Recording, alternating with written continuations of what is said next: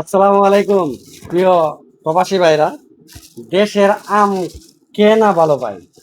আলহামদুলিল্লাহ, এটা আমার গাছের আম।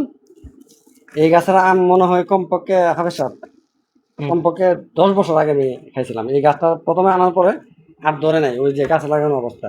আচ্ছা। ওই আমটা এখন পর্যন্ত আমার মনে হয় যে এরকম ভাবে খাইছিলাম। সেম যখন এখন আমটা পাঠাইছে, এই বছর ধরছে, একবার সেম আগের মতোই লাগছে আলহামদুলিল্লাহ। মাশাআল্লাহ। যে আমি এই আমের হিস্ট্রিটা অনেকে বলি যে আমরা এইভাবে দিলে ভাঙ্গা যা, দেখছেন নি? আরে একবার নরম। একটা হাঁস নরম। নাই, হ্যাঁ, এত বড় আম, এটা আরো বড় হই, হ্যাঁ, আরো হ্যাঁ। বড় হই, দেখছেন নি? আমরা এটা ফজলি আম কই, ফজলি আম। ফজলি আম। তো আচ্ছা। এখন আপনি তো মরিচ আনলেন, মানে মরিচটা তো একটা ইতিহাস আপনি ভিডিওর আগে বলছিলেন আমাকে, কিভাবে এটা হলো যে আপনার মাধ্যমে কিছু বীজ আনাইছিলাম আমি। আমি নিজে কিছু মরিচের বিছান ছিল আমার। মরিচের বীজ আর কিছু কিছু মানে এর মধ্যে মিষ্টি বীজ ছিল আর কি। আর লাল শাকের বীজ আরো কিছু বীজ হুম। আনছিল। এর মধ্যে মরিচের বীজ পড়ে গেছিল। আমি যখন লাগাইছি তখন মরিচ গাছ উঠছে। ওঠার পরে মরিচ গাছের বীজটা খুব ভালো ছিল, যার কারণে অনেক মরিচ আইছে। আমি নিজে তো একলা খাইছি। খাওয়ার পরে অতিরিক্ত যে মরিচগুলো ছিল এগুলোরে মানে পাকাইছি, পাকায়া শুকাইয়া ব্লেন্ডার করে এটারে গুঁড়া করে। মার হাবা, আমি সার্থক। এই দেখেন, আমরা দেখাই।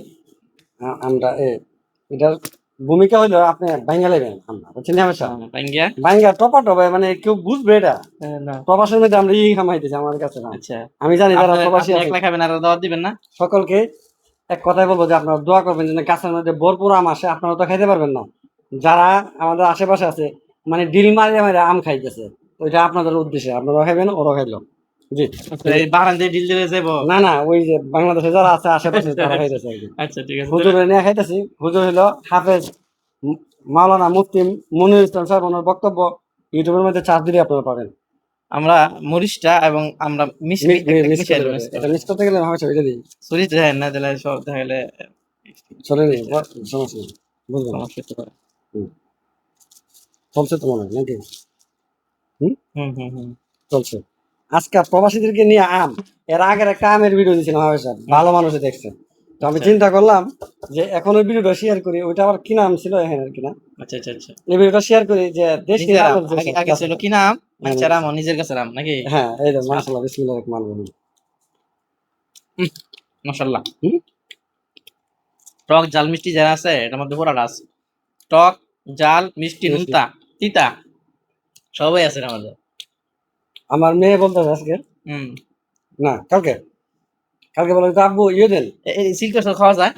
শিখলে সব মজাই পাবেন এটা। হ্যাঁ, عليكم. ওয়ালাইকুম সালাম। তাল সালাম। তাল তাল। ألف ألف ألف هنا. لا لا لا. ম্যাঙ্গো। ايش تبغى منقو بالملح؟ ليه؟ هذا فيه؟ من؟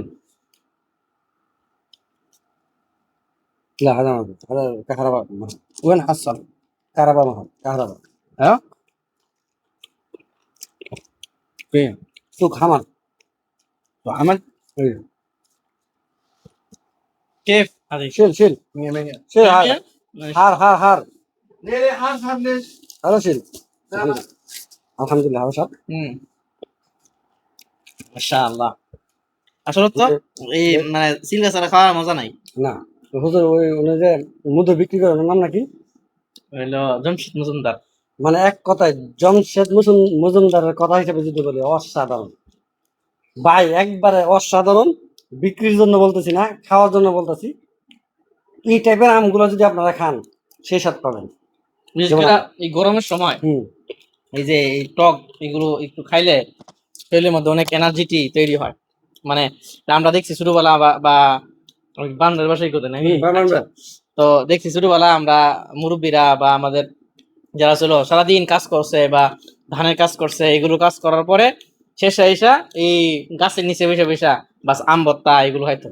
ঠিক আছে নি? দারুণ এগুলো খাইতে বলে। হুম, একটা বিষয় কি হবে স্যার, হুম। এই আমের, এখন তো আমার অনেক পরিচিত লোক আছে, আমের প্রেমে এমন করা পড়ছি আমি, যে আছে তাকে বলবো যে শুধু কাঁচা মানা, কিন্তু এটার মতো মজা পাওয়া যাবে না, কিন্তু এটা সেই স্বাদ। আহ, যদি এটা জমশেদ মজুমদার দেখা হতে পারতাম, সেরকম রিভিউ দিত। দিয়ে পুরা। হ্যাঁ, হ্যাঁ, বাংলাদেশে এই যে জ্বর তখন যেতেছে, বিভিন্ন আম পড়তেছে বাংলাদেশের মধ্যে। বাংলাদেশে যারা আছেন আমগুলো নষ্ট করবেন না। এগুলো কয়েকটা রাস্তায় ব্যবহার করা যায়। এক নম্বর হলো এই যে বর্তমানে সুন্দর করে বর্তমানে খাওয়া যায়। বাংলাদেশে তো বর্তমানে সিস্টেম আছে, অনেক কিছুই উপাদান থাকে, সেগুলো মিলায়া বর্তমানে খুব টেস্ট লাগে। আমরা এই স্টেশন থেকে 2-3টা খোয়া 5 টাকা 10 টাকা কিনা খাই, ওগুলি না করে নিজেরা বানাইয়া খান। হুম। একে তো স্বাস্থ্যকর হবে, আর 2 নম্বর হলো মানে অরিজিনাল টেস্ট সেটা পাবেন। আর 2 নম্বর হলো আচার, এই কাঁচা আম আচার খুবই সুস্বাদু, খুবই মজা, যেটা আমরা অবহেলা করি। আমরা এইটা দিয়া এগুলো দিয়া নষ্ট না করে, অনেকের শুনলাম যে মন কি মন এই জ্বর তুরবান মনে পড়ছে। করছে, আমাদের সুখ ভাই আছে না এর মধ্যে, শখ বের দেখছেন না কত হ্যাঁ, দাম শখ ভাই করছে? আল্লাহ করছে। আকবার। তাহলে এই নষ্ট না করে এগুলিতে যদি আচার দেওয়া যায়, খুব দারুণ।